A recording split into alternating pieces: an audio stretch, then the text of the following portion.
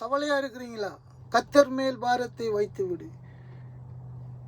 சங்கீதம் 55:22 வசனம்.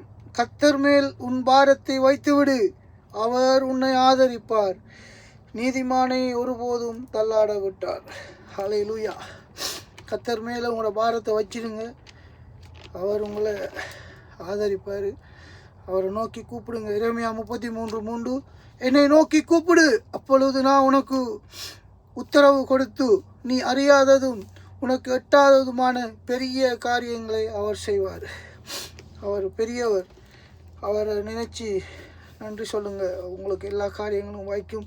அதே 9வது வசனத்தை பார்த்தீங்கன்னா, நான் அவர்களுக்கு செய்யும் நன்மையை எல்லாம் கேட்கப் போகிற பூமியின் எல்லா ஜாதிகளுக்கும் முன்பாக அது எனக்கு மகிழ்ச்சியும் கீர்த்தியும் புகழ்ச்சியும் மகிமையுமாக இருக்கும். நான் அவர்களுக்கு அருளச் செய்யும் எல்லா நன்மையின் நிமித்தமும் எல்லா சமாதானத்தின் நிமித்தமும் இவர்கள் பயந்து நடுங்குவார்கள் என்று இஸ்ரவேலின் தேவனாகிய கர்த்தர் சொல்லுகிறார். அவர் செய்கிற நன்மையால் நாங்கள் பயப்படுவோமா? அந்த அளவுக்கு நம்மளை அவர் ஆசீர்வதிக்கிறதுக்கு நமக்கு அவர் சித்தமாக இருக்கிறார். நல்ல தேவன். அவர் பலமுள்ளவனாகிலும் பலனற்றவனாகிலும் உதவி செய்வது அவருக்கு லேசான காரியம். 2 நாளாகமும் 14:11 வசனம். ஆசா தன் தேவனாகிய கர்த்தரை நோக்கி கூப்பிட்டு, கர்த்தாவே, பலம் உள்ளவனாகிலும் பலனற்றவனாகிலும் உதவி செய்கிறது உமக்கு லேசான காரியம். எங்கள் தேவனாகிய கர்த்தாவே, எங்களுக்கு துணை நில்லும். உம்மை சார்ந்து உம்முடைய நாமத்தினால் ஏராளமான இந்த கூட்டத்துக்கு எதிராக வந்தோம். கர்த்தாவே, நீர் எங்கள் தேவன், மனுஷன் உம்மை மேற்கொள்ள விடாதையும் என்றான்.